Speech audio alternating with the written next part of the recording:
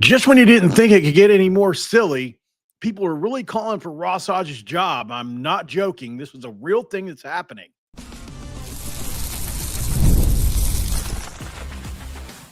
You are Locked On West Virginia, your daily podcast on the West Virginia Mountaineers, part of the Locked On Podcast Network, your team every day. What is up, guys? Welcome back in. My name is Mountaineer Paul. I am your host. Welcome back to the Locked On West Virginia, where we're talking Mountaineer hoops today, guys. Thanks for joining in. Like I said, always happy to have you. Hopefully your Thanksgiving Day is going amazing, as I know, well, not Thanksgiving Day, but week is going amazing, as I know a lot of you guys are sometimes sad this time of year. So I'm hoping that you guys are having just a great time, because I think you deserve it. West Virginia fans aren't always, in it this time of year. So, hopefully you're killing it in the family life. Thanks for making Locked On West Virginia your first listen, guys, and for being a part of the Locked On Podcast Network, where we talk about your team, Mountaineers, every single day. Going to be brought to you by our friends at FanDuel right now. Guys, right now, when it comes to FanDuel, guys, $5 is all you need, and it can make you holla. Right, that's right. If your bet wins, you get $300 in bonus bets to use across the app. Make sure you use the FanDuel app to get started. And thanks for making Locked On West Virginia your first listen, as we said. So, okay, let's jump straight into this, as I don't want to say shocked, but a little frustrated to hear that West Virginia fans are calling into question Ross Hodge and his legitimacy as the head coach of West Virginia. And while I do understand the frustration with how the team has played so far this year, I don't quite get why people are coming after his job already this soon in the process. I mean, I know there were people that called the job into question when it first came along. And for those of you that are questioning where are these coming from? Who are these people? I get that there are people that are going to ask that question. So I'll just tell you where you can go find it. Mike Casazza and Chris Anderson did a podcast on their show, Country Roads Confidential. And somebody posted a link in the comments, because I've been seeing people ramp up this Ross Hodge sucks thing for the last couple of days since Clemson kind of reached a bit of a fever pitch. And then I asked the question on the X. I said, are there really people actually coming for his job right now, or questioning the hire, maybe would be a better way to put it. And then Carson Fox from Carson Fox on Mountaineer Sports posted underneath my comments section that video of Mike Casazza and Chris Anderson. And so I gave it a listen. The first few questions are these are the first questions. And if you know how their website works, the website, it goes by upvoted, right? So the most upvoted question, doesn't matter what it is. It could be about feet. It doesn't matter. That'll be the first thing they talk about. Most upvoted questions are all about Ross Hodge, and is he the guy? How quick can you fire him? And I'm sitting here and I'm baffled by it, to be honest. I'm shocked. Like, I get that the Charleston tournament was it was very, it was, I don't even have the word for it. I don't think. I'm trying to think of the right word. It was a failure, right? It was a failure. We were the only team that didn't win a game that was there. It's embarrassing. Absolutely. We're also the only team that was there that has had a different coach in 4 straight years. We're just in a different place than a lot of programs are in basketball. It's just an unfortunate fact of our program. So while, yes, I understand this thing with Ross Hodge has people frustrated, and yes, there was a late game call in that game where, listen, we got a steal with time remaining, and for whatever reason, the two guys you trust the most in Floyd and Lorient made a mistake in the very end and did not call timeout and tried to go for 2 rather than 3 when you just didn't have time to go 2 for 1 again. And so I get it. Like, there are some reasons and things to point to there's also a lot more things to be excited about, and at least in my opinion. I hoping some of you guys agree with me here, but yeah, sure. But I mean, all coaches make mistakes in game. It happens all the time. It happens all the time. Coaches in football make late game decisions all the time that are bad, right? Game clock management. You don't call a timeout here, or you do this play there. And I just think in basketball, it's not focused on as much because these kind of decisions aren't needed to be made as often, and they're not as scrutinized as much. I think it's reasonable for Ross Hodge to have thought that his point guard, who's played in almost 40 games, would have called timeout after he got the steal. I know Ross Hodge, ultimately it falls on his shoulders, but you have to give Ross Hodge some credit for thinking, sorry, guys, I thought the point guard that I trust was going to call timeout. I mean, I get where he was coming from. Obviously, he was hurt by that and is going to put it on his shoulders. And it probably hurts their trust a little bit, whether or not they'll admit it. I get that.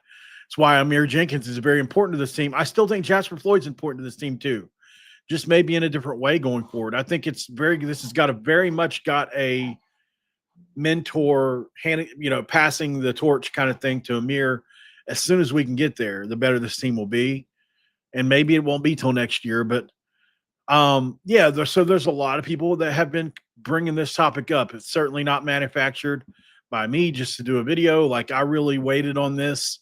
I posted these comments yesterday and I got a pretty decent response. Couple dozen people reached out. So enough for me to get a feel for how people feel, right? Voice of Morgantown, who I think he brings up some criticism about, he was only a power coach or a Division I coach for 2 years before he got the West Virginia job. If you're asking in a vacuum, is that enough to qualify for the West Virginia job, a top 20 job? And I do think that's a fair question. I'm going to be honest. And I know, like, I've had some people are delusional with it because, like, if I just even bring up Voice of Morgantown on this show, sometimes people just say, okay, I'm never watching again. So, like, it's crazy how people get, but I mean, it's okay I'll just say it like this, whether you feel like this or not. You can learn from people you don't like just as well as you can learn from people you like. And I'm not saying I don't like anybody. I'm saying people that have problems with this. So anyways, I was only referencing a point, and that is that he only has or had 2 years of Division I experience for getting the West Virginia job. That's the biggest criticism I can see. And maybe also a reason why he would make this kind of bad choice late in the game. But overall, I've got 5 good reasons why I think we should definitely be excited about the future. The first one is the most obvious one. It's too early to judge. You got to give a guy time to build. If a coach only had 6 games, there might be a lot of coaches in year one that fail, right? So he's implemented a whole new system with a rebuilt roster amidst the chaos of NIL and the transfer portal, and rushing to conclusions after a few early season bumps ignores how most successful coaches need at least a full season to get things rolling. Remember, guys, he's coming off to a pretty strong 5-0 start, which was tied for the best in school history. So, yeah, these losses were tough, but patience is going to be key here, at least in my opinion, especially when, there are a bunch of coaches that came to his defense and said he was a good coach. So we have to wait. He has been a winner at multiple different levels, and he has had elite defenses in the past. So got to give him a chance. West Virginia's locked into the long haul here, 5-year deal with West Virginia. So barring a catastrophe, we're committed to ride this through probably till 2030, but certainly I would say close to 2030, 2029, 2028, very, very earliest. That means you have to win a total of 18 games over the next 2 years for that to get there, right? It would have to be so bad that you just admit, like, okay, we messed up. So that means we can focus on development without the distraction of coaching searches every season. I think if things take time, his track record shows that he's a program builder. He's a consistent winner.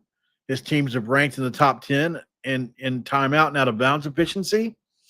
And Rim Baker, who has been really good so far, has faith in him. So I can't believe I'm having to do all this, but here we are. We talked about his defensive mastermind, that's the term that's been used for him. He does have a proven win rate. I don't sleep on him, man. He's won 80% of his games, and he's hailed as one of the nation's top defensive guys, right? His squads are known for the defense and discipline at North Texas. And I think you've only got one. Think of it in layers. When you're painting, you want to do it in layers, right? This is just the first coat of paint. This is the primer this season. Would you trust a house with just primer on the walls? No. You're going to put another coat of paint. You're going to put another coat of paint. And eventually you're going to be satisfied with what that looks like. That's basketball. That's the next couple seasons for us, which leads me into my next point, right? The recruiting has been the best in school history, guys, and we can't even question it. Kingston Whitty. And that one in and of itself was a huge recruiting win before he got 4-star Alio Diem. And then obviously 5-star Miles Sadler, one of the best 25 players in the entire nation, who even has a better score than Oscar Sheboy at 99. Sheboy had a 98. So I say this all the time. Jimmy's and Joe's will almost always, there are some rare cases where coaches scheme, or especially in football, like Jimbo Fisher's scheme was really holding back Texas A&M because they had the best recruits in the country year over year. There are cases where that can happen, but generally Jimmy's and Joe's over X's and O's. If you keep getting Miles Sadlers, if you keep getting Alio Diem, if you keep getting Amir Jenkins, you're going to figure it out eventually, just straight up through Jimmy's and Joe's. And it's not like Ross Hodge can't coach at all. He's not blind out there. So, and I'm not saying he's bad either. I'm just saying, let's just calm down a little bit. And the last thing, guys, he took accountability for his mistakes during that tournament. He took the final seconds blunder against Clemson right on the chin. I think that shows leadership. I think it's going to build trust. And his introductory press conference, if you go back and look at it, he really spoke from the heart. He outlined a winning plan, in my opinion, which was inspired by recent Big 12 champs like Houston. And I think he's making it pretty clear that he gets it. The pressure is to deliver now, and we'll see what he can do.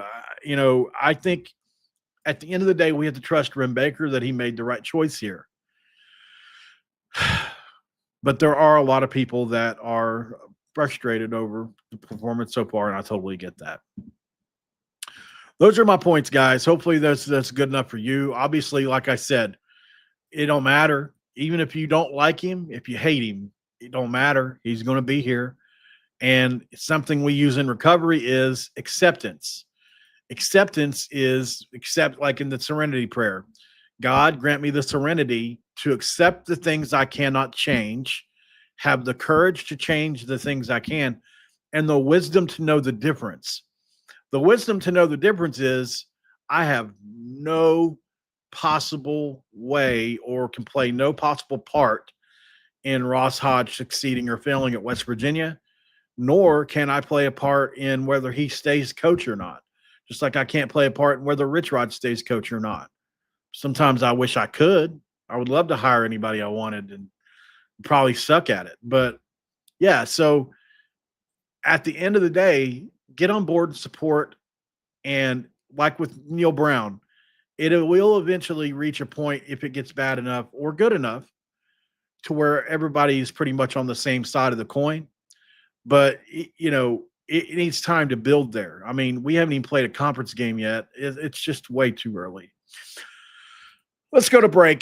Coming back, guys, I was going to do this yesterday.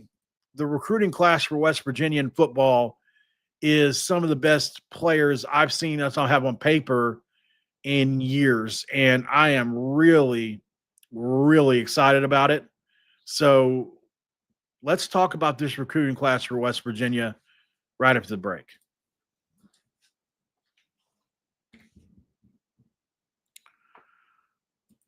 And we're going to be talking about FanDuel on this one, guys. The NBA is back, and there's no better place to get in on the action than with FanDuel, which is the official sports betting partner of the NBA. Even if you miss the start of the game or want to ride the hot hand, FanDuel has live bets from everything from who will score next to fourth quarter comebacks. Plus, you can combine live bets into a same-game parlay for a shot at a bigger payout. Keeps every game more exciting, especially when your team's making that late push. Right now, new customers can bet $300 in bonus bets when your first $5 bet wins. But you can't win if you don't play. So head to FanDuel.com to sign up and play your game with FanDuel, the official sports betting partner of the NBA.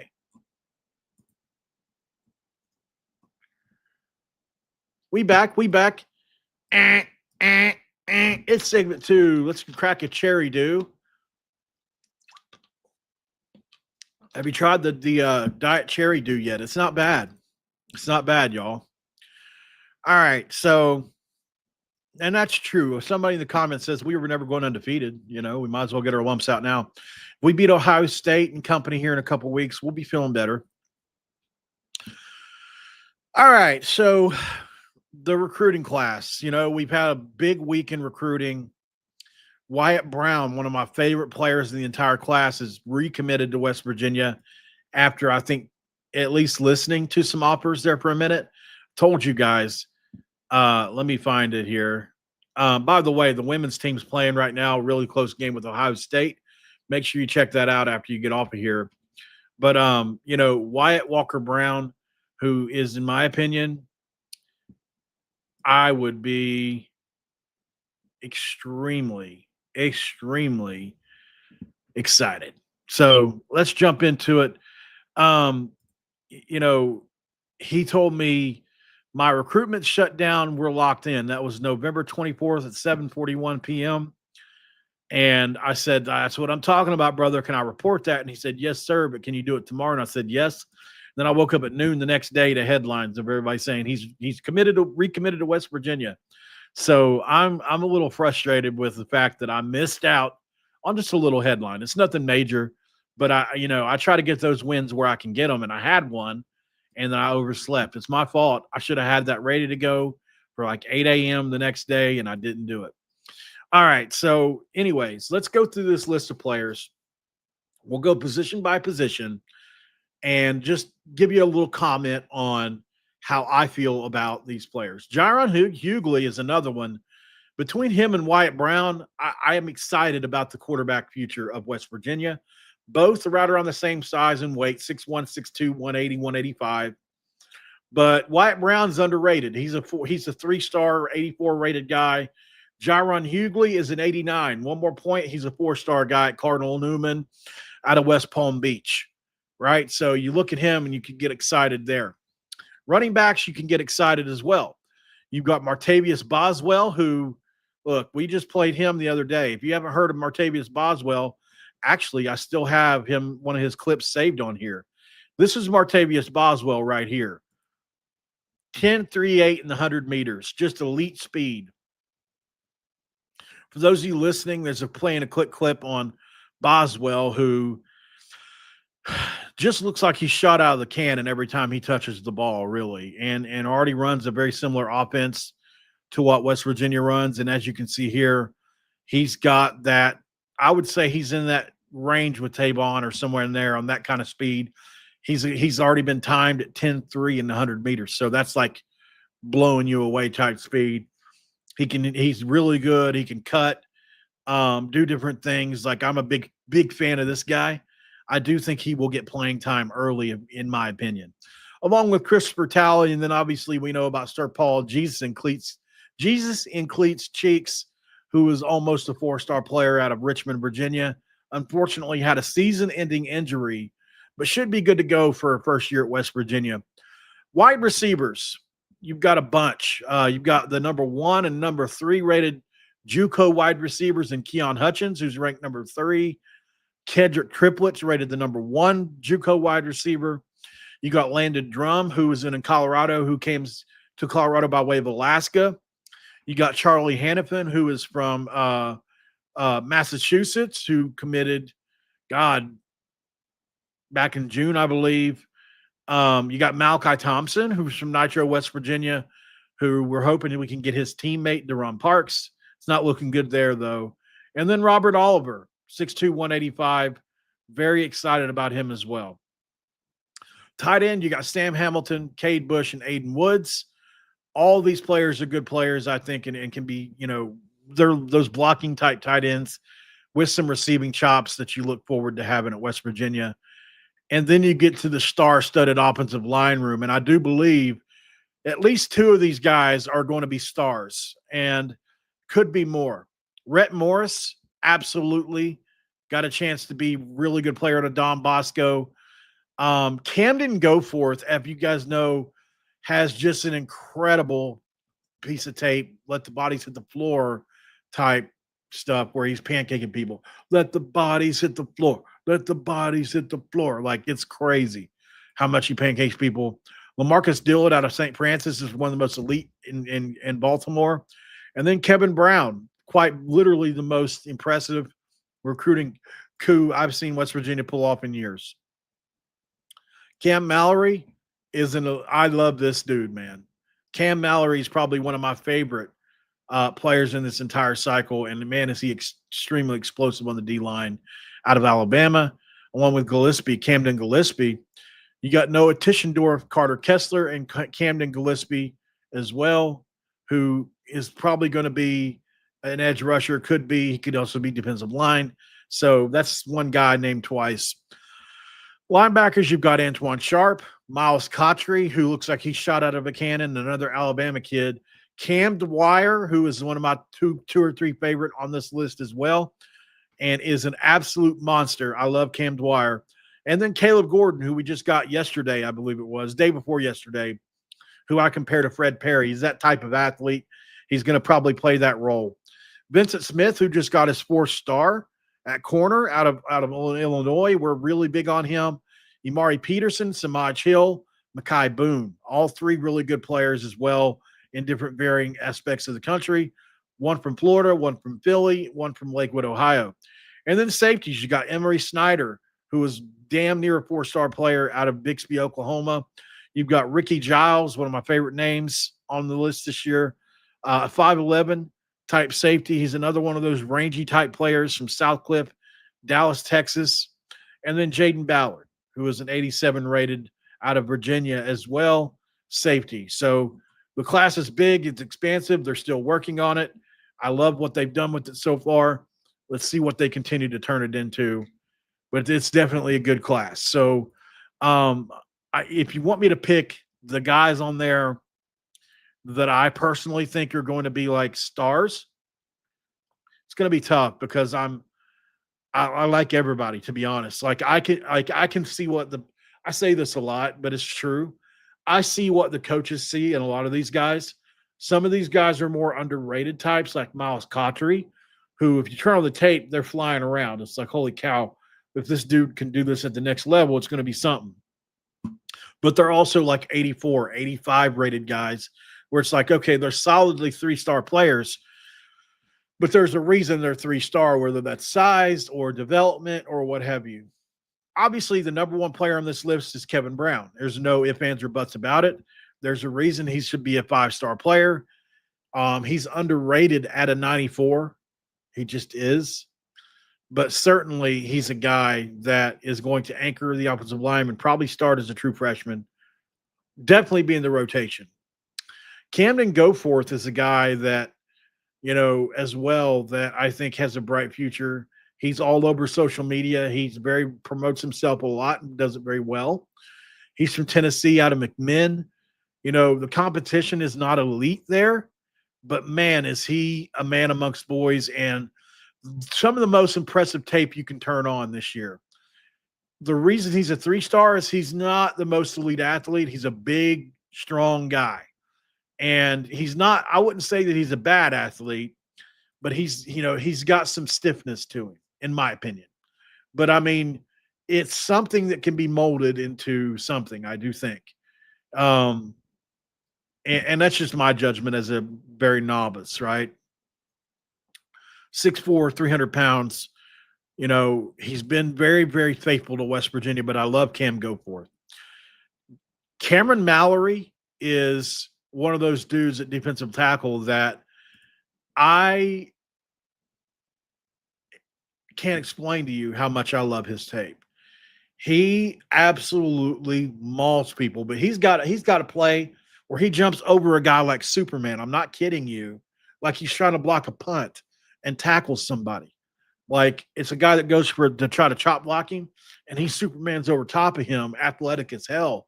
As just a defensive lineman, he's got plays where he ragdolls people. I mean, he is so strong. You got to go check out Cam Mallory if you get time today. 6'2", 300 pounds, does not move like it. And then you've got, I do like Caleb Gordon a lot. We just got him on the 24th. Big fan of his.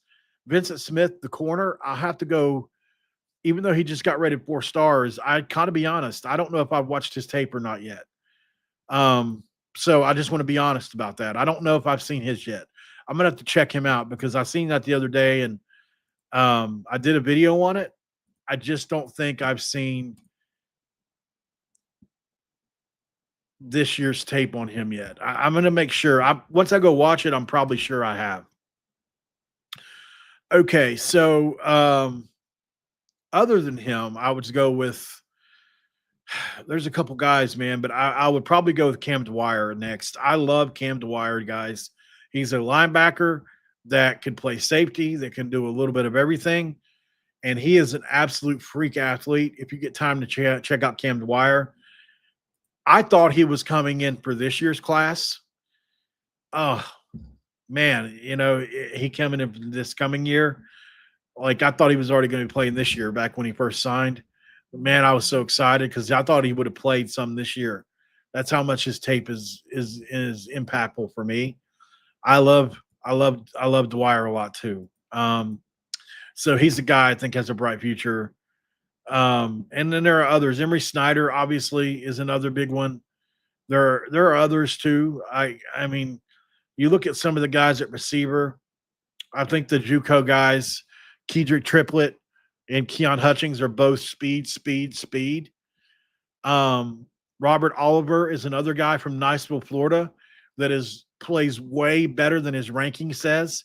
And then Sir Paul Cheeks, if he comes back 100%, there's no doubt in the world that I think he'll be a really, really, really good player for us someday, as well as Martavius Boswell. I just showing you the tape of him. He's shot out of a cannon, but he's more out of a scat back type, right? So, can I sit here and say that he's going to be an every down back for West Virginia? I can't say that yet. Maybe he'll turn into that. And then the quarterbacks, Jaron Hughley and Wyatt Brown, are both guys that have a ton of upside. But they can both really run. That's very important for Rich Rod, right? All right, we'll go to break. We'll come back. We'll put a bow on this one. Obviously, West Virginia faces a monumental task against the Red Raiders Saturday, but can it be done? That's really the question of the day. Is it even really possible for us to come close in this game? Guys, if you're not checked in with Game Time, where you at? College football is back, and I couldn't be more excited. There's tailgates, there's rivalries, there's energy in the stands as always. But let's be real, getting tickets can feel a lot more like the battle than the game itself. You've got endless queues, hidden fees, prices jumping at checkout. It's why I use Game Time. It's the app that gives the advantage back to the fans. The easiest way to score last-minute tickets to the best prices with no surprise fees at checkout. What you see, what you pay. I pulled up Game Time in just a couple taps. I saw amazing deals, and I'm talking about your favorite college football games for as low as $25. So take the guesswork out of buying college football tickets with Game Time. Download the Game Time app, create that account, and use code LOCKEDONCollege for $20 off your first purchase where the terms apply. Again, that's promo code LOCKEDON. COLLEGE for $20 off today. You can swipe, tap, ticket, go download Game Time today, where you'll answer the question of all questions. What time is it? It's game time. All right. We back. Here on Locked On West Virginia. Thank you guys so much for being here. Big weekend this weekend, isn't it? I mean, obviously we have basketball. But man, football obviously is just one of those those deals where it would be monumental. It would be enormous. It would be huge. It would be momentum building. It would be you could rush the field. It's been so long. Like I'm not a fan. I've never been a big fan of West Virginia rushing the field because I've always felt like we should be above that in a way. And I can't feel that way anymore. It's been so long since we've won anything. At the end of the day, we just have to accept that we're not the program we once were in football. Like I think we can get back there someday. I'm hoping Rich Rod gets us back there. But with the way football is trending and then going, I start to doubt more and more every year whether we can get back to it or not, based on they keep moving the goalpost for us, right? Just like this new basketball tournament thing they have going on that's supposed to be the future that goes by how many points did you beat by somebody? If you guys haven't seen this, Tennessee beat Houston yesterday in a basketball game. And in this tournament that they're in, which is it's a long story. I could do a whole video on it. But it's a tournament where the winning team gets NIL money, $1 million. The runner-up gets $500,000, etc. Well, unfortunately, they're doing this AAU style where point differential matters. That's at the end of the day, that's what determines whether you get the title game or not. Kind of like how some leagues will do, right? Points matter, not necessarily the outcomes. And unfortunately for Tennessee, they barely beat Houston and they barely beat the other team, but they won. And that doesn't matter. The team with the easiest schedule, which was Gonzaga and somebody else, are in the tournament final. It's crazy work. It's crazy work. But, Tennessee somehow at 2-0 does not make their final. They finished third after winning out. It's the craziest thing you've ever seen. And I just think that because of the money, some crazy things like that are happening where people are experimenting with crazy things that don't care about the love of the game. And I just worry about West Virginia going forward and all this. So if we get a win this Saturday, we better celebrate it like our lives depend on it. Because I don't know, first of all, the odds of us winning this game in my head are probably 5-10%. If that's probably high. Like that's how big of a different, like if you look at us against the only two teams we played that are really good, BYU, Utah, it's not been close because of the line of scrimmage. And both of these teams got waxed by Texas Tech at the line of scrimmage. Now, Arizona State did not. But Arizona State's defense kept them in the game against Texas Tech. I don't know that we have the defense to keep us in this game here. Our best chance of winning this game is this. We have to somehow be able to get to Baron Morton, who has a hairline fracture in his leg. He's not going to be real mobile in this game. So that's kind of where I'm at with it. They do have a kid named Hammond who comes off the bench that can really scoot.